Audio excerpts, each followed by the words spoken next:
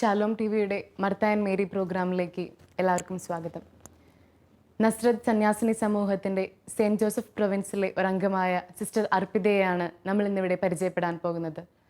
സാമൂഹിക പ്രവർത്തന രംഗത്തും കൗൺസിലിംഗ് രംഗത്തും തൻ്റെ വ്യക്തിമുദ്ര പതിപ്പിച്ച് ഒത്തിരിയേറെ കുഞ്ഞുങ്ങളെ ഈശോയിലേക്ക് അടുപ്പിക്കുവാനും ഒത്തിരിയേറെ കുടുംബങ്ങളിൽ സമാധാനം പുനഃസ്ഥാപിക്കാനും സിസ്റ്ററിന് സാധിച്ചിട്ടുണ്ട്. സിസ്റ്ററിനെ കുറിച്ച് നമുക്ക് കൂടുതലായി ചോദിച്ചറിയാം. മർത്ത ആൻഡ് മേരിയിലേക്ക് സിസ്റ്ററിനെ സ്വാഗതം ചെയ്യുന്നു. ഒരു സമൂഹത്തിൻ്റെ വളർച്ചയുടെ അടിസ്ഥാനം എന്ന് പറയുന്നത് കുടുംബമാണ്. ഓരോ വ്യക്തികളെയും വളർത്തിയെടുക്കുന്നതിന് കുടുംബത്തിനുള്ള പങ്ക് വളരെ വലുതാണ്. സിസ്റ്ററിൻ്റെ കുടുംബത്തെക്കുറിച്ച് ഞങ്ങൾക്കൊന്ന് പറഞ്ഞു തരാമോ, ഒന്ന് പരിചയപ്പെടുത്താമോ സിസ്റ്ററിൻ്റെ കുടുംബത്തെ?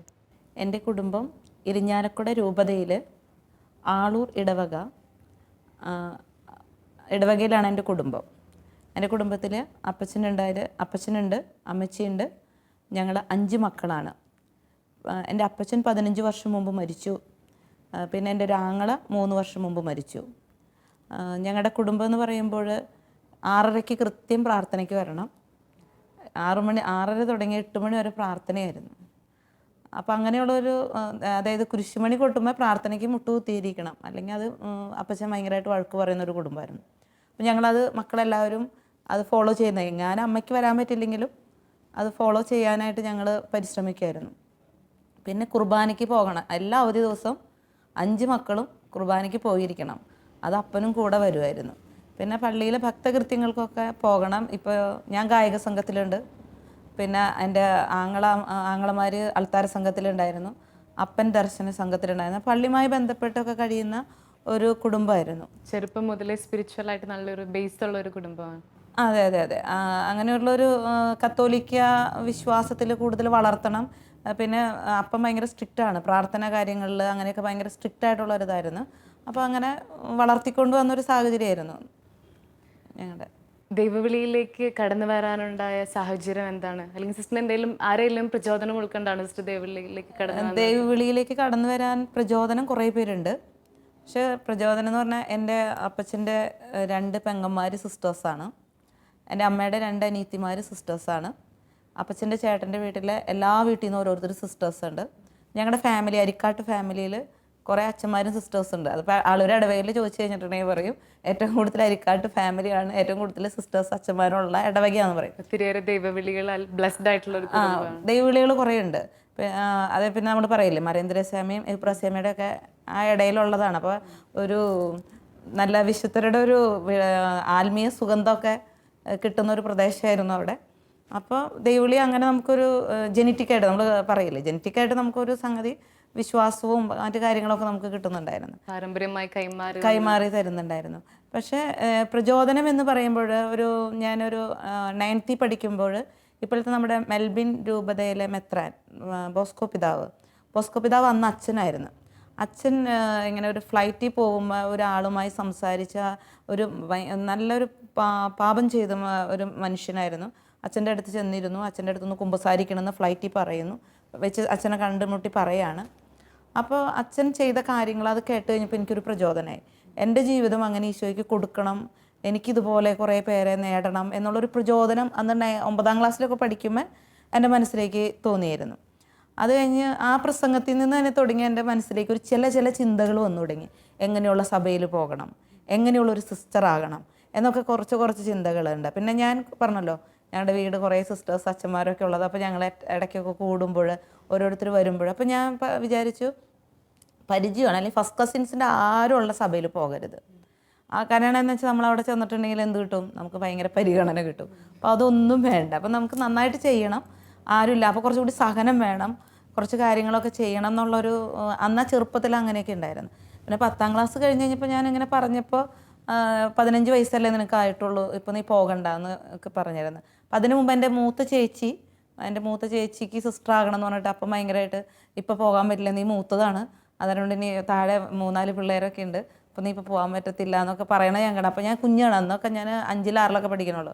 പക്ഷേ എനിക്കൊരു പേടി ഉണ്ടായിരുന്നു, അന്നെ ഇനി വിടിയില്ലല്ലോ എന്ന്. പക്ഷെ +2 കഴിഞ്ഞ് കഴിഞ്ഞപ്പോൾ എന്നോട് കഴിയട്ടെ എന്ന് പറഞ്ഞപ്പോൾ ഞാൻ വെയിറ്റ് ചെയ്തു. അങ്ങനെ +2 കഴിഞ്ഞ് കഴിഞ്ഞപ്പോൾ വീണ്ടും ഞാനിങ്ങനെ പ്രചോദനം എന്ന് പറഞ്ഞാൽ മനസ്സിലിങ്ങനെ കൊണ്ട് നടക്കുന്നുണ്ടായിരുന്നു, എനിക്ക് സിസ്റ്റർ ആകണം. അപ്പോൾ ഞാൻ +2 പഠിക്കുന്ന സമയത്ത്, അതായത് PDC സെക്കൻഡ് ഇയർ, അന്ന് PDC ആണ്, PDC സെക്കൻഡ് ഇയർ പഠിക്കുന്ന സമയത്ത് എൻ്റെ അടുത്ത് ഇങ്ങനെ ചോദിച്ചു, സിസ്റ്റർ ആവാൻ തന്നെയാണ് ആഗ്രഹം എന്ന് വെച്ചത്. അപ്പോൾ ഞാൻ ആഗ്രഹം, അപ്പോൾ ഞാൻ ഓരോ കാര്യങ്ങൾ, ഞങ്ങളുടെ തൃശ്ശൂർ ഏരിയയിലൊക്കെ അമ്പ് പെരുന്നാൾ എന്ന് പറഞ്ഞാൽ ഭയങ്കര ആഘോഷമുള്ള ഒരു പെരുന്നാളാണ്. അപ്പോൾ ഞാൻ വീട്ടുകാരോട് പറഞ്ഞു, ഇനി ഒരു ദിവസം പോലും, ഇനി ഒരു വർഷം പോലും ഞാൻ അമ്പ് പെരുന്നാൾ കൂടാനുണ്ടാവില്ല. അപ്പം ഞാൻ ഇങ്ങനെ എല്ലാത്തിനും ഇങ്ങനെ ഒരുക്കി എന്തോ ആത്മാവ് തന്നെ അങ്ങനെ പ്രചോദിപ്പിച്ച് എൻ്റെ ദൈവവിളി നയിക്കുന്നത് പോലെ തോന്നി. അല്ലാണ്ട് എനിക്ക് അങ്ങനെ ഉണ്ടായോന്നൊന്നും എനിക്കറിയത്തില്ല. ഞാൻ പറഞ്ഞില്ലേ, 2 മണിക്കൂർ നേരം പ്രാർത്ഥനയ്ക്ക് ഇരിക്കുമ്പോൾ ഞാൻ ഭയങ്കര കുസൃതിയാണ്, എനിക്കതൊരു ഭയങ്കര ഭാരമായിട്ടാണ് തോന്നിയത്. പക്ഷെ ദൈവം വിളിക്കണ പോലെയുള്ള ഒരു അനുഭവമായിരുന്നു എനിക്ക് തോന്നിയത്. പിന്നെ എൻ്റെ പേരൻസിനൊക്കെ ആണെങ്കിൽ രണ്ടാമത്തെ ചേച്ചി കുറേ നേരം ഇരുന്ന് പ്രാർത്ഥിക്കും, ഭയങ്കര ശാന്തത. അപ്പോൾ ചേച്ചീനെയാണ് ദൈവം വിളിച്ചേക്കണമെന്നാണ് വീട്ടുകാർ വിചാരിച്ചിരിക്കുന്നത്, പക്ഷെ ദൈവം വിളിച്ചത് എന്നെയായിരുന്നു. അപ്പോൾ എനിക്ക് തോന്നി ദൈവത്തിൻ്റെ ഒരു പരിപാലനയിലുള്ള ഒരു വിളിയാണ്. അതാണ് എൻ്റെ ദൈവവിളിയെക്കുറിച്ച് എനിക്ക് പറയാം. ഇന്ന് എല്ലാം ന്യൂക്ലിയർ ഫാമിലീസ് ആണല്ലോ, 1-2 കുട്ടികൾ കൂടുതൽ ഒറ്റ കുടുംബത്തിലും ഇല്ല. അതുകൊണ്ട് പലർക്കും മടിയാണ് കുട്ടികളെ. ദൈവവിളി ഉണ്ടെങ്കിലും അവരെ സിസ്റ്റർ ആവാനോ അച്ഛനാവാനോ വിടാനായിട്ട് എല്ലാവർക്കും മടിയാണ്. സിസ്റ്റർ ഇങ്ങനെ ദൈവവിളി കിട്ടി ഇങ്ങനെ സന്യാസത്തിലേക്ക് പോകുന്നു എന്ന് പറഞ്ഞപ്പോൾ സിസ്റ്ററിന്റെ കുടുംബത്തിൽ നിന്നുള്ള എല്ലാവരുടെയും പ്രതികരണം എങ്ങനെയായിരുന്നു? ദൈവവിളി കിട്ടിയ ഒരാളങ്ങ് നഷ്ടപ്പെടുന്ന ഫീലിംഗ് അല്ലേ എല്ലാവർക്കും. അങ്ങനെ ഇന്നത്തെ ആയാലും അന്നത്തെ ആയാലും എല്ലാവരും നോക്കണ എന്താ, ഒരാൾ എന്തെങ്കിലും ഒരു കാര്യത്തിന് ഒരുക്കി കൊണ്ടുവരുന്നതായിരിക്കും. ഇപ്പം എന്നെ സംബന്ധിച്ച് എനിക്ക് +2 കഴിഞ്ഞ് കഴിഞ്ഞപ്പോൾ എന്നെ നഴ്സിങ്ങിന് വിടണം. അന്ന് നഴ്സിംഗ് ഭയങ്കര വരുമാന മാർഗ്ഗമാണ്. എൻ്റെ മൂത്ത ചേച്ചി നഴ്സാണ്. അപ്പോൾ എന്നെ അങ്ങനെ പഠിപ്പിക്കാൻ വിടണം എന്നുള്ളൊരു ലെവലിൽ +2 കഴിഞ്ഞപ്പോൾ തന്നെ എനിക്ക് എന്ത് തന്നു, റിസൾട്ട് ഇത് ഫോമൊക്കെ ഫില്ല് ചെയ്യണം എന്ന് പറഞ്ഞ് തന്നു. ജൂൺ 5-ാം തീയതി എന്നോട് പാറ്റ്നയിൽ ചെല്ലണം എന്ന് പറഞ്ഞു. പക്ഷെ എനിക്കെന്തോ ആ സമയത്ത് ഭയങ്കര അസ്വസ്ഥത. വീട്ടുകാരെ അതിനകത്ത് നിർബന്ധിക്കും തോറും എനിക്ക് നഴ്സിംഗ് അല്ല എൻ്റെ വിളി എന്നുള്ളത് ഭയങ്കര അസ്വസ്ഥതയാണ്. പക്ഷെ എനിക്ക് ആരോടും പറയാൻ പറ്റണില്ല. ഞാൻ ഈശോയോടൊക്കെ ഇടയ്ക്ക് ഇങ്ങനെ വർത്താനൊക്കെ പറയും, എൻ്റെ ഈശോ ഇതെങ്ങനെയാണ് എന്നൊക്കെ ഉള്ളത്. പക്ഷെ എൻ്റെ അടുത്താണ് പോട്ട. അപ്പോൾ ഞാൻ ഇടയ്ക്ക് പോട്ടയിലൊക്കെ പോയി പ്രാർത്ഥിക്കും. പക്ഷെ എന്നാൽ എങ്ങനെയാണെന്ന് എനിക്ക് അറിയത്തില്ല. നമുക്കിങ്ങനെ വലിയ തിയോളജിയോ ഒന്നും അറിയില്ലല്ലോ, നമ്മൾ കുഞ്ഞു കൊച്ചങ്ങളല്ലേ. അപ്പോൾ ഞാനിങ്ങനെ വീട്ടുകാരുടെ ഒരു എതിർപ്പും എല്ലാം കൂടി കണ്ടിട്ട് ഇത് എങ്ങനെ തിരഞ്ഞെടുക്കും. അപ്പോൾ എന്നോട് പറഞ്ഞ് തിരിച്ചു വരും, നിനക്ക് അതിനുള്ള വിളിയില്ല, അങ്ങനെയൊക്കെ പറയുമ്പോൾ എനിക്കും പിന്നെ ഒരു ടെൻഷനാവും. പക്ഷെ എന്തോ ഒരു ഉള്ളിലൊരു ആത്മധൈര്യം ഈശോ തരണ പോലെ എനിക്ക് തോന്നി. അല്ലെങ്കിൽ ആത്മാവ് നയിക്കുന്ന ഒരു ഫീലിംഗ് ഇപ്പോൾ ഒക്കെ ചിന്തിക്കുമ്പോൾ എനിക്ക് തോന്നി ആ ആത്മധൈര്യം പരിശുദ്ധാത്മാവ് തരണതായിരുന്നു. ആ ആത്മധൈര്യത്തിൽ ഞാനൊരു തീരുമാനം എടുക്കാനാണ് എന്നെ സഹായിച്ചത്. വീട്ടിൽ നിന്ന് എല്ലാവരും എതിർത്തു. പിന്നെ ഞാൻ പറഞ്ഞല്ലോ, വീട്ടുകാർ സ്വന്തക്കാരും വേണ്ടാത്ത സഭ ഇല്ലാത്ത വേണമെന്ന് പറഞ്ഞു, ഡിഫറെൻ്റ് ആയിട്ടുള്ളൊരു സഭ വേണം. അപ്പോൾ അങ്ങനെ അന്വേഷിച്ച് കഴിഞ്ഞപ്പോഴേക്കും ഞാനിങ്ങനെ വീട്ടിൽ ചർച്ച ചെയ്തപ്പോൾ വീട്ടുകാരും അമ്മ വീട്ടിലും എല്ലാവരും ഒരു ചർച്ചാ വിഷയമായി ദൈവവിളിയെക്കുറിച്ച്, ഇന്നത്തെ പോലെ തന്നെ. അപ്പോൾ ചർച്ചാ വിഷയമായിപ്പോൾ ഇപ്പോൾ സിസ്റ്റർമാർ, അമ്മയുടെ സെക്കൻഡ് കസിൻ ഒരാൾ ഇത് കേട്ട് തന്നെ കൊണ്ടുപോവാണ് ചെയ്യണത്. അപ്പോൾ എതിർപ്പുണ്ടായിരുന്നു. എതിർപ്പിനെ പക്ഷെ അതിജീവിക്കാനുള്ള ഒരു ആത്മധൈര്യം പരിശുദ്ധാത്മാവ് തന്നിരുന്നു. അങ്ങനെ ആ കൊച്ചു പ്രായത്തിൽ തന്നെ ആത്മധൈര്യത്തിൽ മുന്നോട്ട് വരാൻ, ദൈവവിളി സ്വീകരിക്കാനായിട്ട് തന്നു. വീട്ടുകാർ അതിന് പറ്റില്ല, നഴ്സിങ്ങിന് പോകണമെന്ന് പറഞ്ഞാലും ഇതല്ല, അത് ഒന്ന് തിരിച്ചറിയാൻ ദൈവത്തിൻ്റെ മുമ്പിലിരുന്ന് ആലോചന ചോദിക്കാനൊക്കെ പറ്റിയത്.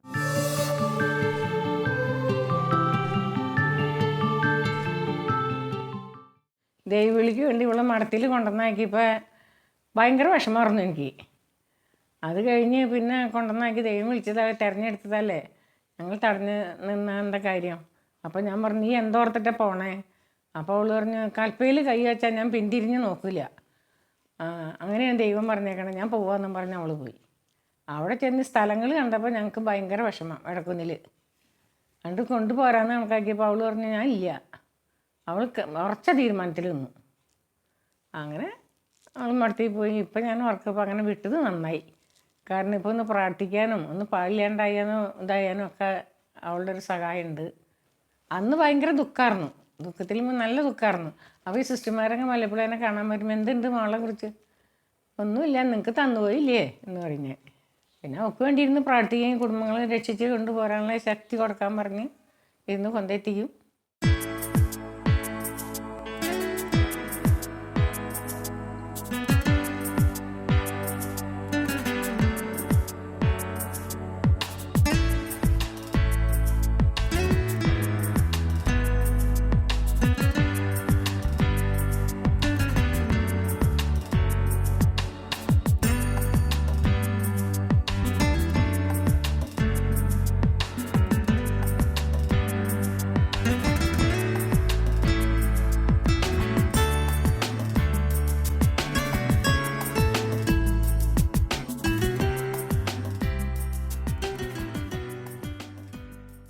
സഭാവസ്ത്രം സ്വീകരിച്ചിട്ട് 21 വർഷമായെന്നല്ലേ പറഞ്ഞത്?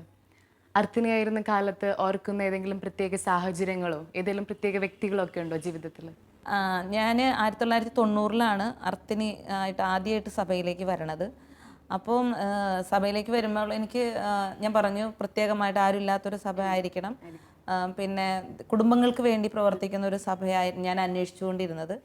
അപ്പോൾ അങ്ങനെ വന്നു കഴിഞ്ഞപ്പോൾ എനിക്കത് ഒത്തിരി ഇഷ്ടപ്പെട്ട ഒരു സഭയായിട്ട് നസ്രത്ത് സന്യാസിനി സമൂഹത്തെ എനിക്ക് ഒത്തിരി ഞാൻ ഒത്തിരി ആഗ്രഹിച്ച സഭ തന്നെ എനിക്ക് ഒത്തിരി ഇഷ്ടം തോന്നി ആ വന്ന സമയത്ത് തന്നെ. അപ്പോൾ എന്നോട് പുറകോട്ട് വരാനൊക്കെ ചോദിക്കുമ്പോൾ തിരിച്ചു വരാനൊക്കെ വിളിക്കാറുണ്ടായിരുന്നു. അപ്പോൾ ഞാൻ പറഞ്ഞല്ലോ വീട്ടുകാർക്ക് വലിയ താല്പര്യമൊന്നും ഉണ്ടായില്ല എന്ന്. അപ്പോൾ ഒരു വർഷത്തേക്ക് നല്ലൊരു സഹന കാലഘട്ടമായിരുന്നു. കാലഘട്ടം എന്ന് പറഞ്ഞിട്ടുണ്ടെങ്കിൽ എൻ്റെ മൂത്ത ചേച്ചിയൊക്കെ അപ്പോൾ അന്ന് ഗൾഫിലാണ്. അപ്പോൾ അവരൊന്നും വീട്ടിലുണ്ടായില്ല ഞാൻ മടത്തി വരുമ്പോൾ.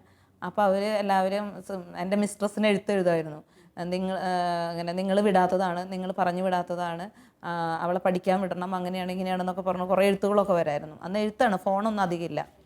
അപ്പോൾ ഈ ഒരു ദിവസം എന്നെ മിസ്ട്രസ് വിളിച്ചിട്ട് പറഞ്ഞ് ഈ എഴുത്തൊക്കെ എൻ്റെ തന്നിട്ട് പറഞ്ഞു ഒരു തീരുമാനം എടുത്തേക്ക്. അന്ന് എൻ്റെ പേര് റാണി എന്നാണ്.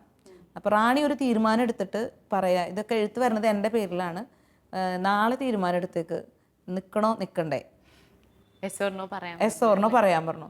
പക്ഷെ എൻ്റെ മനസ്സിൽ നല്ല ഉറപ്പുണ്ട് ഞാൻ പോണില്ല എന്നുള്ളത്. പക്ഷെ സിസ്റ്ററിൻ്റെ പേരിൽ വരുന്ന സിസ്റ്ററിന് ഉത്തരം കൊടുക്കണമല്ലോ. അപ്പോൾ എൻ്റെ അടുത്ത് അന്ന് സിസ്റ്റർ ട്രേസി എന്ന് പറയും, സിസ്റ്ററാണ് എൻ്റെ മിസ്ട്രസ് ആയിരുന്നത്. അപ്പോൾ ഞാൻ വന്ന് അവിടെ ഇരുന്ന് ഈ എഴുത്തുകളൊക്കെ വെച്ചിട്ട് എൻ്റെ ഈശോയെ എനിക്ക് ധൈര്യപൂർവ്വം പറയാനുള്ളൊരു ശക്തി തരണം, നീ എന്നെ വിളിച്ചിട്ടുണ്ട്, അപ്പോൾ ഞാൻ എന്ത് ചെയ്യണം? അപ്പോൾ ഞാൻ ഒരു ദിവസം പ്രാർത്ഥനാധീനമായിട്ട് അന്ന് എടുത്തു. വന്ന ദിവസം അന്ന് ഉപവസിച്ച് പ്രാർത്ഥിച്ചു. അത് കഴിഞ്ഞിട്ട് ഞാൻ ബൈബിൾ എടുത്ത് തുറന്നു നിർത്തിയപ്പോൾ എനിക്ക് കൽപ്പയിൽ കൈപ്പിടിച്ചിട്ട് പുറകോട്ട് തിരിഞ്ഞു നോക്കുന്നവരാരും ദൈവരാജ്യത്തിന് യോഗ്യരല്ല. അപ്പോൾ എനിക്ക് വന്നിട്ടുണ്ട് ഞാൻ ദൈവത്തിൻ്റെ കൽപ്പയിലാണ് പിടിച്ചത്. ദൈവം എൻ്റെ കൽപ്പ, എൻ്റെ ജീവിതമാകുന്ന കൽപ്പ മുന്നോട്ട് നയിച്ചോളും. അതുകൊണ്ട് ഞാൻ തിരിച്ച് സിസ്റ്ററിനോട് രാത്രി ആയപ്പോൾ ചെന്ന് പറഞ്ഞു, എൻ്റെ ദൈവവിളി ഇവിടെ തന്നെയാണ്, എന്നെ ദൈവം വിളിച്ചിട്ടുണ്ട്, ഞാൻ മറുപടി കൊടുത്തോളാം അവർക്ക്. ഞാൻ വിളിച്ചിട്ട് പറഞ്ഞു എൻ്റെ ദൈവവിളി ഇത് തന്നെയാണെന്ന് ഉറപ്പ് പറഞ്ഞു. അപ്പോൾ എന്നോട് പറഞ്ഞു പലരും ഇങ്ങനെയൊക്കെ പറഞ്ഞു പോയിട്ട് തിരിച്ചു വരാറുണ്ട്. പിന്നെ എൻ്റെ ലൈഫിലൊരു ഇതുണ്ട്, ഞാൻ ദൈവവിളി സ്വീകരിച്ച് വരുന്നതിൻ്റെ തലേദിവസം എൻ്റെ ഒരു വല്യപ്പച്ചൻ്റെ മോള് തിരിച്ചു വന്നു. അപ്പോൾ ഇവർക്ക് അത് ഭയങ്കര ഒരു കോൺഫ്ലിക്റ്റ് ആക്കി അവിടെ, പോകണം എന്നൊക്കെയുള്ള. അപ്പോൾ ആ ഒരു റിസ്ക്കിലാണ് ഞാൻ പോരണത്. അപ്പോൾ ഒരാൾ വരുമ്പോൾ ഞാൻ പോരെന്ന് പറഞ്ഞാൽ കുടുംബാംഗങ്ങൾക്ക് ഉണ്ടാവുന്ന ഒരു മാനസിക അവസ്ഥ അറിയാലോ.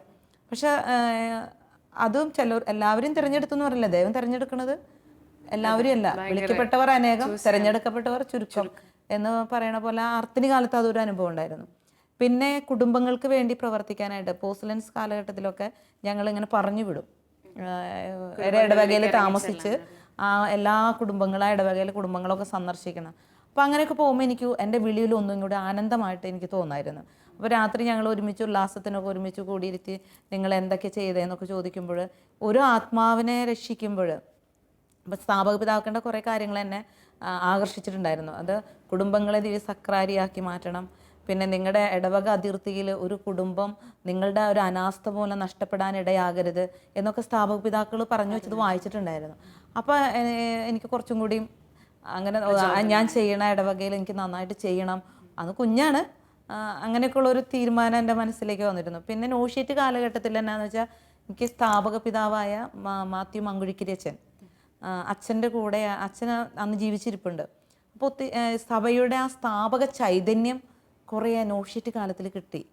അപ്പോൾ അച്ഛൻ ഇങ്ങനെ പറയണ ഒരു ആത്മാവിന് വേണ്ടി എത്രമാത്രം വെയിൽ കൊണ്ടാലും എത്രമാത്രം മഴ കൊണ്ടാലും അത് ഒട്ടധികമല്ല, ഒരു ആത്മാവിൻ്റെ വില അതിലപ്പുറമാണ്.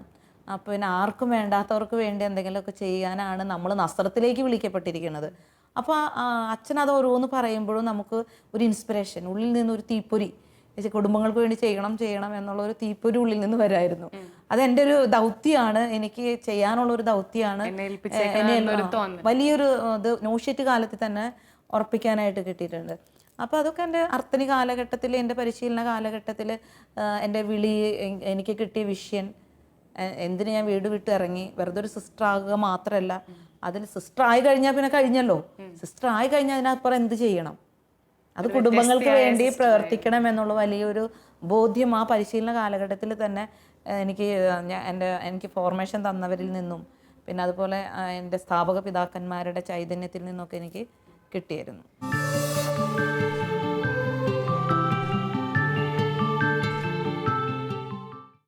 ആയിരത്തി 1948 മാർച്ച് 19 എറണാകുളം അതിരൂപതയിൽ പാതുവാപുരത്ത് ഞങ്ങളുടെ സഭ സ്ഥാപിതമായി. കുടുംബങ്ങളെ നസ്രത്തിലെ തുരുക്കുടുംബം പോലെ ആക്കി തീർക്കുവാനുള്ള ഞങ്ങളുടെ സ്ഥാപക പിതാക്കന്മാരുടെ സ്വപ്നം പൂവണിയുന്നതിന് വേണ്ടിയുള്ള ഒരു സഭയായിരുന്നു ഇത്. അന്നു തൊട്ട് ഇന്നോളം സ്ഥാപക പിതാക്കളുടെ ഈ സ്വപ്നം പൂർത്തീകരിക്കുന്നതിന് വേണ്ടി ആവശ്യമായ എല്ലാ സാഹചര്യങ്ങളെയും മുന്നിൽ കണ്ടുകൊണ്ട് ഞങ്ങളുടെ സിസ്റ്റേഴ്സ് പ്രവർത്തിച്ചു തുടങ്ങി. ആധുനിക ലോകം വളരെയേറെ മാറ്റങ്ങൾക്ക് വിധേയമായിക്കൊണ്ടിരിക്കുന്ന ഈ സാഹചര്യത്തിൽ ആത്മീയ നന്മകളും ധാർമ്മിക മൂല്യങ്ങളും സംരക്ഷിക്കപ്പെടേണ്ടതുണ്ട്. സിസ്റ്റർ അർപ്പിത ക്രിസ്തുവിന് വേണ്ടി സമർപ്പിതയായ ഒരു സമർപ്പിത എന്ന നിലയിൽ തൻ്റെ മുഴുവൻ സമയവും കഴിവും അറിവും കുടുംബങ്ങൾക്ക് വേണ്ടി ചെലവഴിച്ചുകൊണ്ടിരിക്കുകയാണ്. മറ്റുള്ളവരുടെ നന്മയ്ക്ക് വേണ്ടി ഏതുതരത്തിലുള്ള സാഹചര്യങ്ങളിലേക്കും ഇറങ്ങി ചെല്ലുവാനും ധീരതയോടെ പ്രവർത്തിക്കുവാനും സിസ്റ്റർ സന്നദ്ധയാണ്. സഭാവസ്ത്രം സ്വീകരിച്ചിട്ട് 21 വർഷമായെന്നല്ലേ പറഞ്ഞത്? സന്യാസിനിയായി ആദ്യകാലത്തെ ഉത്തരവാദിത്തങ്ങൾ എന്തൊക്കെയായിരുന്നു? ആദ്യത്തെ ഉത്തരവാദിത്വം എനിക്ക് നോഷിറ്റ് ഹൗസിൽ കിച്ചണായിരുന്നു. അത് ഭയങ്കര രസമായിരുന്നു. പരിശുദ്ധ അമ്മയോട് കൂടെ ചേർന്ന് നിന്നിട്ട് സമൂഹത്തിലെല്ലാവർക്കും ഭക്ഷണം കൊടുക്കാനൊരുക്കുക, ആ ഒരു ജോലിയിൽ പങ്കുചേർന്നപ്പോൾ കുടുംബങ്ങൾക്ക് വേണ്ടി ചെയ്യണതിന് ആദ്യം നമ്മൾ ആദ്യത്തെ അടുക്കള തുടങ്ങി അൾത്താര വരെ എന്ന് പറയാറുണ്ടല്ലോ. അപ്പോൾ അടുക്കളയിൽ നിന്ന് തുടങ്ങണമെന്ന് എനിക്ക് തോന്നിയത്. അപ്പോൾ അത് കഴിഞ്ഞിട്ട് എനിക്ക് കിട്ടിയത് പാടവും പറമ്പാണ്. അപ്പോൾ എനിക്ക് മനസ്സിലായി അധ്വാനിക്കുന്നവരുടെ വേദന എന്താണെന്ന് തിരിച്ചറിയണം. അപ്പോൾ എനിക്കത് സഭ എനിക്ക് നല്ലൊരു അനുഗ്രഹമാക്കി തന്നു. നന്നായിട്ട് എൻജോയ് ചെയ്യാൻ പറ്റി ആ ജോലികളൊക്കെ. കാരണം ഫ്രീ ആയിട്ട് നമുക്ക് ചെയ്യാൻ പറ്റി. അതോടൊപ്പം തന്നെ വലിയ പാഠങ്ങൾ, ചെറിയ കാര്യങ്ങളിൽ നിന്ന് അടുക്കളയിൽ നിന്ന് തുടങ്ങി പഠിക്കാൻ പറ്റി. സാധാരണ ജനങ്ങളുടെ കഷ്ടപ്പാട് എന്താണ്, അവരൊരു നേരത്തെ ആഹാരത്തിന് വേണ്ടി എന്തുമാത്രം കഷ്ടപ്പെടുന്നു, അധ്വാനിക്കുന്നു, ഇതൊക്കെ മനസ്സിലാക്കാൻ ഒരു അവസരം കിട്ടി. അതിപ്പോൾ എന്നെ പിന്നീട് എൻ്റെ പ്രേക്ഷിത മേഖലകളിൽ അവരെ മനസ്സിലാക്കാൻ കുറേ എന്നെ സഹായിച്ച്. അപ്പോൾ അത് ഒരു ആദ്യത്തെ രംഗം. പിന്നെ എനിക്ക് നഴ്സറിയിലായിരുന്നു 10 വർഷം ഞാൻ നഴ്സറിയിൽ പഠിപ്പിച്ചു. നഴ്സറി ട്രെയിനിങ് പഠിച്ചു, പിന്നെ പഠിപ്പിച്ചു. അപ്പോൾ അത് എനിക്ക് നഴ്സറിയിൽ പഠിപ്പിച്ചപ്പോഴും എനിക്ക് ആദ്യം താഴേന്ന് തുടങ്ങുമ്പോൾ കുറേ കാര്യങ്ങൾ മനസ്സിലാക്കാൻ പറ്റും. ആദ്യം ഞാൻ മോളിൽ കയറിയിട്ട് താഴെ ഇറങ്ങി എനിക്ക് പകലത് മനസ്സിലാക്കാൻ പറ്റില്ല. അപ്പോൾ നഴ്സറിയിൽ ഓരോ കുടുംബം വരുമ്പോഴും എനിക്ക് അവരെ മനസ്സിലാക്കണമായിരുന്നു. പിന്നെ ഞങ്ങളുടെ ഒരു മോട്ടോ എന്ന് പറഞ്ഞിട്ടുണ്ടെങ്കിൽ കുടുംബമാണ് നമ്മൾ മെയിനായിട്ട് കേന്ദ്രീകരിക്കുക. ഏത് പ്രവർത്തനം ചെയ്താലും, ഇപ്പം ഞാൻ പറമ്പിൽ ചെയ്താലും, കിച്ചണിൽ ചെയ്താലും, സ്കൂളിൽ ചെയ്താലും, കോളേജിൽ ചെയ്താലും, നമ്മൾ അവരുമായിട്ടുള്ള കുടുംബത്തിലേക്ക്, ഇപ്പോൾ എൻ്റെ കൂടെ വർക്ക് ചെയ്യുന്ന ജോലിക്കാരാണെങ്കിൽ അവരുടെ കുടുംബങ്ങളിലേക്ക് ഞാൻ എത്തണം. അപ്പോൾ ഞാൻ നഴ്സറിയിലാണെങ്കിൽ എല്ലാ കുട്ടികളുടെയും കുടുംബത്തിലേക്ക്, കുട്ടികളിലൂടെ കുടുംബങ്ങളിലേക്ക് എത്തുക എന്നതായിരുന്നു ഞങ്ങളുടെ ഫോക്കസ് ചെയ്തുകൊണ്ടിരുന്നത്. അപ്പോൾ അങ്ങനെ നഴ്സറിയിൽ വർക്ക് ചെയ്തു. അതാണ് എൻ്റെ മെയിൻ ഇതിലേക്ക് വരലേക്ക് മുമ്പ് എന്നെ ആദ്യം ഏൽപ്പിച്ച ജോലി. അങ്ങനെയാണോ കുടുംബ പ്രേക്ഷിതത്വത്തിലേക്ക് സിസ്റ്റർ ഇറങ്ങി വരാൻ സാഹചര്യമായത്? കുടുംബ പ്രേക്ഷിതത്തിലേക്ക് ഇറങ്ങി വരാൻ സാഹചര്യമായത് അത് തന്നെയാണ്. ഞാൻ വ്യക്തികൾ അല്ലെങ്കിൽ ഏതെങ്കിലും പ്രത്യേക വ്യക്തികളുണ്ടോ ഒരു പ്രത്യേക സംഭവമായിരുന്നു എന്നെ കുടുംബ പ്രേക്ഷിതത്വം എൻ്റെ മനസ്സിലുണ്ടായിരുന്നു. പിന്നെ സഭാധികാരികൾ നമ്മളെ അറിയാലോ, ഏത് പ്രവർത്തനം ചെയ്താലും കുടുംബങ്ങളിലേക്ക് ആകുന്നതുകൊണ്ട് എനിക്ക് എല്ലാം കുടുംബ പ്രേക്ഷിതം തന്നെയായിട്ട് തോന്നിയത്. നമുക്കത് തന്നെ മാറി എന്ത് ചെയ്താലും കുടുംബങ്ങളിലേക്ക് എത്തണം. അപ്പോൾ നമുക്ക് ഒരു നഴ്സറി കുട്ടീനെ ഞാൻ കാണുമ്പോഴും ആ കുട്ടിയോട് സംസാരിക്കുമ്പോഴും ആ കുട്ടിയുടെ കുടുംബവുമായിട്ട് അവർക്ക് വേണ്ടി പ്രാർത്ഥിക്കുക, അങ്ങനെയൊക്കെ ആയിരുന്നു. അതുകൊണ്ട് ഞാൻ ചെയ്യണതെല്ലാം കുടുംബ പ്രേക്ഷിതത്തായിട്ട് തന്നെ തോന്നിയത്. ഏത് മേഖലയിലായാലും നേരിട്ടുള്ള കുടുംബ പ്രേക്ഷിതത്തല്ല, അല്ലാതെയുള്ള കുടുംബ പ്രേക്ഷിതമാണ് ചെയ്തത്. ഞാൻ കണ്ടിട്ടുണ്ട് ഇവിടുത്തെ കുട്ടികൾക്ക് സിസ്റ്ററുമായിട്ട് ഭയങ്കര അറ്റാച്ച്മെന്റ് ആണ്. എപ്പോഴും സിസ്റ്ററിന് ഓരോ കുട്ടികളുടെ വീടുകളിലൊക്കെ കാണാം. അപ്പൊ ഇവിടെ ഏറ്റവും കൂടുതൽ സിസ്റ്ററിനെ ഈ ഏരിയയിൽ അറിയപ്പെടുന്നത് കൗൺസിലിംഗ് സിസ്റ്റർ എന്നാണ്. അപ്പൊ ഈ സിസ്റ്റർ കൗൺസിലിംഗ് രംഗത്തേക്ക് കടന്നു വരാനുണ്ടായ സാഹചര്യം എന്താണ്? ഞാൻ മരോട്ടിച്ചാലിൽ, തൃശ്ശൂർ രൂപതയിൽ മരോട്ടിച്ചാലിൽ ഞങ്ങൾക്കൊരു ഹൗസ് ഉണ്ട്. അവിടെ ഞാൻ 2005 ഞാൻ നഴ്സറിയിൽ പഠിപ്പിക്കുകയായിരുന്നു. അപ്പോൾ അതുവരെ ഞാൻ പഠിപ്പിച്ചിരുന്നതൊക്കെ ഇംഗ്ലീഷ് മീഡിയം നഴ്സറി സ്കൂളുകളിലായിരുന്നു. അവിടെ ചേരുന്ന സാധാരണ മനുഷ്യരുടെ ഒരു നഴ്സറി ക്ലാസ് ആയിരുന്നു. അപ്പോൾ അവിടെ 50 രൂപയാണ് കുട്ടികളിൽ നിന്ന് ഫീസ് വാങ്ങിക്കുന്നത് നഴ്സറിയിൽ പഠിപ്പിക്കണേന് ഒരു മാസം. അപ്പോൾ ഒരു 5 മാസമായിട്ട് ഒരു കുട്ടി ഫീസ് തന്നിട്ടില്ല. പിന്നെ ഈ കുട്ടികളുടെ വീടുകളിലൊക്കെ നമ്മൾ സന്ദർശിക്കണം. അപ്പോൾ എന്തുകൊണ്ട് ഈ കുട്ടി ഫീസ് തരണില്ല എന്ന് വിചാരിച്ച് ഞാൻ കുട്ടിയോട് ചോദിക്കണില്ല, കുട്ടിയുടെ വീട്ടിലേക്ക് പോകാമെന്ന് വെച്ചു. അങ്ങനെ ഒരു ദിവസം ഞാനും വേറൊരു സിസ്റ്ററും കൂടി കുട്ടിയുടെ വീട്ടിൽ ചെന്നപ്പോൾ എൻ്റെ മനസ്സിൽ ഒത്തിരി അസ്വസ്ഥത ജനിപ്പിക്കുന്ന ഒരു സംഭവം ഉണ്ടായി. ഞാൻ ചെല്ലുമ്പോൾ ഈ കുട്ടിയുടെ അച്ഛനും അമ്മയും, അവർ മലയന്മാരെന്ന് പറയും, അതായത് പാവപ്പെട്ട ഒരു ഏരിയയിൽ മലയിൽ താമസിക്കുന്നത് മലയാറ്റൂർ മല കയറിനേക്കാളും കൂടുതൽ കയറണം ആ മലയിൽ അവരുടെ വീട്ടിലൊന്നും എത്തണമെങ്കിൽ മരോട്ടിച്ചാലിൽ. ഒറ്റയ്ക്കാണോ സിസ്റ്റർ? അല്ലല്ല, എൻ്റെ കൂടെ ഒരു സിസ്റ്ററും കൂടി ഉണ്ടായിരുന്നു. അപ്പോൾ ഞങ്ങൾ അവിടെ കയറി ചെന്നു. അപ്പം ഞങ്ങളന്ന് ചെറിയ സിസ്റ്റേഴ്സ് ആണല്ലോ. അപ്പോൾ ഞങ്ങൾ കയറി ചെന്ന് അവിടെ ചെന്നപ്പോൾ കണ്ട കാഴ്ച, ഇവർ ലവ് മാരേജ് ആയിരുന്നു, ഇൻ്റർകാസ്റ്റ് മാരേജാണ്. അപ്പോൾ ഒരു 2 ഫാമിലീസും ഇവരെ ഒഴിവാക്കി. അപ്പോൾ ഇവർ തന്നെ അധ്വാനിച്ച് ആ മലമുകളിൽ കഴിയുകയാണ്. അപ്പോൾ നഴ്സറി പഠിക്കുന്ന കുട്ടി, അവിടെ ആകെ ഒരു നഴ്സറി മരോട്ടിച്ചാലും നമ്മുടെ ഉള്ളൂ. അപ്പോൾ എല്ലാവർക്കും പഠിക്കണമെങ്കിൽ ആദ്യം വരണമെങ്കിൽ നഴ്സറി വരണം. അതുകൊണ്ടാണ് നമ്മൾ അവിടെ നഴ്സറി തുടങ്ങുന്നത്. നമ്മുടെ സഭയുടെ ഒരു സ്ഥാപനമാണോ? നമ്മുടെ സഭയുടെ ഒരു ഗവൺമെന്റ് റെക്കഗ്നൈസ്ഡ് ആയിട്ട്? അല്ലല്ല, സഭ നടത്തുന്നതാണ്. അതായത് നഴ്സറി കുട്ടികളിലൂടെ അവരുടെ കുടുംബങ്ങളിലേക്ക് എത്തണം. അത് ചെറിയൊരു വേറെ വരുമാനങ്ങളൊന്നും നമുക്കില്ല. ഇടവക പ്രവർത്തനം, ഭവന സന്ദർശനം, പിന്നെ നഴ്സറി. അപ്പോൾ അതിനകത്ത് ഇൻചാർജ് ആയതുകൊണ്ട് ഞാൻ അങ്ങനെ പോയി. അവിടെ ചെന്നപ്പോൾ ഈ കുട്ടീനെ, ഈ അമ്മയ്ക്ക് അല്പം മാനസിക രോഗങ്ങളുണ്ടായിരുന്നു. അപ്പോൾ ചെറിയ കുട്ടി ഒരു 8 മാസമുള്ളൂ, മൂത്ത കുട്ടി LKG പഠിക്കുന്നു. അപ്പോൾ ഈ LKG പഠിക്കുന്ന കുട്ടിയുടെ വീട്ടിലേക്കാണ് നമ്മൾ ചെല്ലണം. അപ്പോൾ അവിടെ ചെല്ലുമ്പോൾ ഈ ചേച്ചിക്ക് മാനസിക വിഭ്രാന്തി ഉള്ളതുകൊണ്ട് ഇളയ കുട്ടീനെ പാറയിലേക്ക് എടുത്ത് അടിക്കണ പോലത്തെ ഒരു സംഭവം കാണാൻ പറ്റി. അപ്പോൾ എനിക്ക് ഈ നഴ്സറി കൊച്ചിനെ ഞാൻ ചേർത്ത് പിടിച്ച് ചേച്ചിയുമായിട്ട് സംസാരിച്ചു. ഹസ്ബൻഡ് അപ്പോൾ വീട്ടിലില്ല. അപ്പോൾ എനിക്ക് അവരുടെ യഥാർത്ഥ കുടുംബ അവസ്ഥ, പശ്ചാത്തലം മനസ്സിലാക്കാൻ കഴിഞ്ഞു. അത് ഞാൻ അവരോട് വർത്താനൊക്കെ പറഞ്ഞു. ഞങ്ങൾ ചെന്ന് കഴിഞ്ഞപ്പോൾ ആ ചേച്ചിക്ക് ഒരു ആശ്വാസമായി. ഞങ്ങൾ കുറേ നേരം സംസാരിച്ചു. അത് കഴിഞ്ഞ് നമ്മൾ കുറേ മല കയറി പോയാൽ നമുക്ക് ക്ഷീണമൊക്കെ കുറേ ബുദ്ധിമുട്ടുകളുണ്ട്. പക്ഷേ അത് കഴിഞ്ഞ് ഞാൻ ഇവരുടെ അടുക്കളയിൽ ചെന്ന് ഞാനൊന്ന് അവരുടെ എന്താ കഞ്ഞിയും കറിയൊക്കെ വെച്ചിരിക്കണം, അവർക്ക് എന്തെങ്കിലും ഭക്ഷണം കൊടുക്കണമല്ലോ എന്ന് വെച്ച് ഞാൻ ചെന്ന് നോക്കിയപ്പോൾ മുരിങ്ങയില ഉപ്പിട്ട് മാത്രം വേവിച്ച് വെച്ചിരിക്കുക. വേറെ ഒന്നും ആ വീട്ടിലില്ല. 2 കുട്ടികൾ, പിന്നെ ഹസ്ബൻഡ് അവിടെ ഇല്ല, അധ്വാനിച്ച് കൊണ്ടുവരുന്നു. അധ്വാനിച്ചാൽ അധികം പൈസ കിട്ടുന്നില്ല. ആ ഒരു അവസ്ഥ കണ്ടപ്പോൾ എനിക്ക് തോന്നി, എനിക്ക് കുറച്ചും കൂടി നേരിട്ടുള്ള കുടുംബ പ്രേക്ഷിതത്വത്തിലേക്ക് പോകണം എന്നുള്ളൊരു ചിന്ത എൻ്റെ മനസ്സിലേക്ക് വന്നു. അങ്ങനെയാണ് ഞാൻ അധികാരികളോട് ഇങ്ങനെ എനിക്കൊരു കുടുംബ പ്രേക്ഷിതത്തിൽ നേരിട്ട് പോകണം, നഴ്സറി മാത്രം പോരാ, പിന്നെ എനിക്കിതിലും കൂടി നമുക്ക് പ്രായമായി തുടങ്ങി കുറച്ചുകൂടി ചെയ്യാമെന്നുള്ളൊരു പ്രചോദനം മനസ്സിൽ നിന്ന് തോന്നുന്നു. അന്ന് തുടങ്ങി ഞാൻ പ്രാർത്ഥിക്കാൻ തുടങ്ങി. പിന്നെ ആ നഴ്സറിയിലുള്ള എല്ലാ കുട്ടികളുടെയും പാരൻസ് ഒരു ഇതൊക്കെ മലയിൽ എന്താ പറയണ മദ്യം കാര്യങ്ങളൊക്കെ കിട്ടുന്ന സ്ഥലമായിരുന്നു. അപ്പോൾ അത് നന്നായിട്ട് ഉപയോഗിക്കുന്നവരായിരുന്നു. അപ്പം നമ്മൾ എന്ത് ചെയ്തെന്ന് വെച്ചാൽ, നമ്മുടെ നസ്രത്ത് കുടുംബധ്യാന കേന്ദ്രമുണ്ട് കറുകുറ്റിയിൽ. അപ്പോൾ അവിടെ എല്ലാ 10 കുട്ടികളുടെ പാരൻസിനെ വെച്ച് കുടുംബങ്ങൾ ഒരുമിച്ച് നമ്മൾ കൊണ്ടുവരും. എല്ലാ മാസവും 10 കുടുംബങ്ങൾ നമ്മൾ കൊണ്ട് ധ്യാനിപ്പിക്കും, നഴ്സറിയിലുള്ളവരെ. അങ്ങനെ ധ്യാനിപ്പിച്ചിട്ട് മദ്യത്തിലോ അങ്ങനെയൊക്കെ ഉള്ളവരൊന്നും മാറ്റം എടുക്കണമല്ലോ.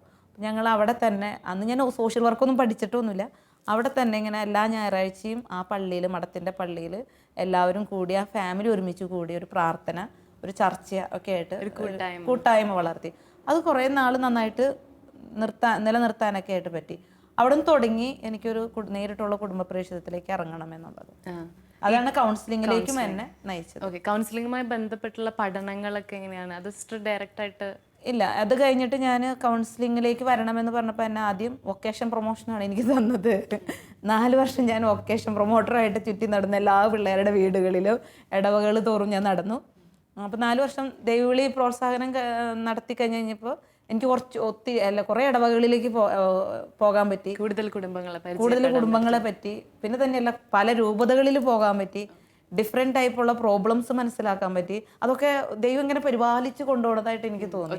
സന്യാസ സഭയുടെ കുറേ ആദ്യകാല ചൈതന്യവും പിന്നെ കുടുംബ പ്രേക്ഷിത രംഗത്ത് എന്തൊക്കെ നമുക്ക് ചെയ്യണമെന്നുള്ളതും കുറേ നമ്മൾ ആഗ്രഹിക്കണ പോലെയല്ല ദൈവം നയിക്കണ വഴികൾ, ദൈവത്തിൻ്റെ വഴികൾ വളർത്തിയെടുക്കുക. വ്യത്യസ്തമായ ലെവലുകളാണ്. അത് ദൈവത്തോട് കൂടിയിരുന്ന് ചിന്തിക്കുമ്പോഴേ നമുക്കത് മനസ്സിലാക്കാൻ പറ്റുള്ളൂ, അല്ലെങ്കിൽ നമുക്കത് മനസ്സിലാക്കാൻ പറ്റില്ല. അപ്പം ഇങ്ങനെ ഓരോ വഴിതിരിച്ച് വരുമ്പോൾ ദൈവം പറഞ്ഞില്ലേ, വഴിയും സത്യവും ഞാനാണ്, ആ വഴിയിലൂടെ നയിക്കുന്നതായിട്ട് നമുക്ക് ഫീൽ ചെയ്യും. അപ്പോൾ ആ ദൈവവിളി പ്രോത്സാഹനം കഴിഞ്ഞപ്പോഴാണ് എന്നോട് ചോദിച്ചു ഞാൻ എന്താ ചെയ്യേണ്ടതെന്ന് വെച്ചപ്പോൾ ഞാൻ പറഞ്ഞു എനിക്ക് നേരിട്ടുള്ള കുടുംബ പ്രേക്ഷിതത്തിലേക്ക് എന്തെങ്കിലും ചെയ്യണമെന്ന് പറഞ്ഞപ്പോൾ എന്നെ സോഷ്യൽ വർക്ക്, അത് സോഷ്യൽ വർക്ക് തന്നെയല്ല കൗൺസിലിംഗ് രംഗത്തേക്ക് തന്നെ, സ്പെഷ്യലൈസേഷൻ കൗൺസിലിംഗ് ആയിരുന്നു.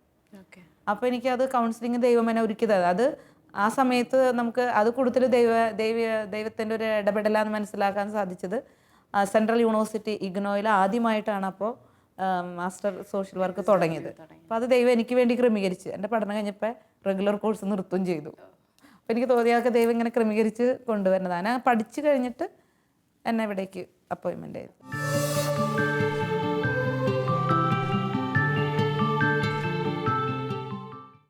ഞാൻ നെടുമ്പാശ്ശേരി ഗ്രാമപഞ്ചായത്തിൻ്റെ ഭരണസാന്നിധ്യം ഏറ്റെടുത്ത സമയം മുതൽ ഇടയ്ക്കിടെ എന്നെ വിളിക്കുകയും സ്ത്രീകൾക്കും കുട്ടികൾക്കും ആവശ്യമായ പ്രോജക്റ്റുകൾ തയ്യാറാക്കുവാനായി നിർബന്ധിക്കുകയും അതിനാവശ്യമായ പ്രോജക്റ്റുകൾ ഇത്തരത്തിലൊക്കെ നടപ്പിലാക്കണമെന്ന് നിർദ്ദേശിക്കുകയും ചെയ്യുന്ന ഒരു സാമൂഹിക പ്രവർത്തകയാണ് സിസ്റ്റർ. അതോടൊപ്പം തന്നെ നമ്മുടെ ഈ പ്രദേശത്തുള്ള പെൺകുട്ടികൾക്ക് ആവശ്യമായ കൗൺസിലിംഗ് കൊടുക്കുകയും ആ പെൺകുട്ടികളുടെ പ്രശ്നങ്ങൾ കേൾക്കുമ്പോൾ നീറുന്ന മനസ്സോടുകൂടി എന്നോട് സംസാരിക്കുകയും ഇതിനെല്ലാം തന്നെ നമുക്കൊരു നടപടി എടുക്കണം, നമ്മുടെ പെൺകുട്ടികൾ, വളർന്നു വരുന്ന പെൺകുട്ടികൾക്ക് സമൂഹത്തിൽ സമാധാനത്തോടുകൂടി ജീവിക്കാൻ വേണ്ട ഒരു അന്തരീക്ഷം ഭരണസമിതി അംഗം എന്നുള്ള നിലയിൽ അല്ലെങ്കിൽ ഭരണത്തിൻ്റെ പ്രാമുഖ്യം വഹിക്കുന്ന എന്ന നിലയിൽ പ്രസിഡന്റ് ഏറ്റെടുക്കണം. അതിനാവശ്യമായ കാര്യങ്ങൾ എൻ്റെ ഭാഗത്തുനിന്ന് എല്ലാ സഹകരണങ്ങളും ഉണ്ടാകുമെന്ന് ഉറപ്പ് നൽകിക്കൊണ്ടാണ് സിസ്റ്റർ ഈ 8 മാസം വരെ മുന്നോട്ട് പോയിക്കൊണ്ടിരിക്കുന്നത്. ഒത്തിരിയേറെ കുടുംബങ്ങളിലേക്ക് കടന്നു ചെല്ലാനിടയായ ഈ സെൻറ്റ് ജൂഡ് കൗൺസിലിംഗ് സെൻ്ററിൻ്റെ ആരംഭകാല പ്രവർത്തനങ്ങളും ഒക്കെ എങ്ങനെയായിരുന്നു? സെൻറ്റ് ജൂഡ് കൗൺസിലിംഗ് സെൻറ്റർ തുടങ്ങിയിട്ട് 1985 തുടങ്ങിയത്. അപ്പോൾ അത് ആദ്യം തുടങ്ങിയത് പാതുവാപുരം ഞങ്ങളുടെ മദർ ഹൗസിലോടാണ് തുടങ്ങിയത്. അപ്പോൾ അന്ന് ഈ കുടുംബങ്ങൾക്ക് വേണ്ടി നേരിട്ടുള്ള പ്രേക്ഷിത പ്രവർത്തനം തുടങ്ങണം. പിന്നെ അന്ന് സ്ത്രീകളും കുട്ടികളും ഒത്തിരി അവഗണനയും വീടുകളിൽ തന്നെ കുറേ ഡൊമസ്റ്റിക് വയലൻസ് ഒക്കെ നടന്നുകൊണ്ടിരിക്കുന്ന ഒരു സാഹചര്യമായിരുന്നു. അപ്പോൾ അവരെയൊക്കെ പുനരുദ്ധരിപ്പിക്കണം, അവർക്ക് വേണ്ടതായ എഡ്യൂക്കേഷൻ കൊടുക്കണം. അന്ന് കാലത്ത് കുട്ടികൾ SSLC പെട്ടെന്ന് തോറ്റുപോകും, വിദ്യാഭ്യാസം കുറവ്, അപ്പോൾ അവർക്ക് ട്യൂഷൻ കൊടുക്കുക. അങ്ങനെയൊക്കെ ആയിട്ടാണ് ഈ സെൻറ്റ് ജൂഡ് തുടങ്ങിയത്. അതിനുശേഷം നമുക്ക് രജിസ്ട്രേഷൻ, നമുക്ക് ചാരിറ്റി സൊസൈറ്റിക്കുള്ള രജിസ്ട്രേഷൻ കിട്ടിയിരുന്നു. അത് കഴിഞ്ഞിട്ട് സെൻട്രൽ ഗവൺമെൻറ്റിൻ്റെ ഒരു പ്രോജക്റ്റ് വഴിയാണ് നമുക്ക് ഫാമിലി കൗൺസിലിംഗ് സെൻറ്റർ കിട്ടിയത് 85. പിന്നെ 2007 നമ്മളിവിടെ കോളേജ് കോമ്പൗണ്ടിലേക്ക് നമ്മൾ മാറ്റിയതല്ലേ? സിസ്റ്ററിൻ്റെ സഭയെക്കുറിച്ചും കുടുംബത്തെക്കുറിച്ചും സന്യാസത്തിലേക്ക് കടന്നു വരാനുണ്ടായ സാഹചര്യങ്ങളെക്കുറിച്ചും സിസ്റ്ററിൻ്റെ കൗൺസിലിംഗ് മേഖലയെക്കുറിച്ചും ഇത്രയും കാര്യങ്ങളെല്ലാം, പിന്നെ കുടുംബ പ്രേക്ഷിതത്വത്തെക്കുറിച്ചും ഇതെല്ലാം പ്രത്യേകമായി ഞങ്ങളോട് പങ്കുവച്ചതിന് സിസ്റ്ററിന് എല്ലാവരുടെയും പേരിൽ ഏറ്റവും സ്നേഹത്തോടെ നന്ദി പറയുന്നു. സെയിൻറ്റ് ജൂഡ് കൗൺസിലിംഗ് സെൻ്ററിനെ കുറിച്ചും സിസ്റ്ററിൻ്റെ പ്രവർത്തന മേഖലകളെക്കുറിച്ചും അനുഭവ സാക്ഷ്യങ്ങളെക്കുറിച്ചും എല്ലാം കൂടുതലായി നമുക്ക് അടുത്ത എപ്പിസോഡിൽ അറിയാം. അതിനുവേണ്ടി നമുക്ക് പ്രാർത്ഥനയോടെ കാത്തിരിക്കാം.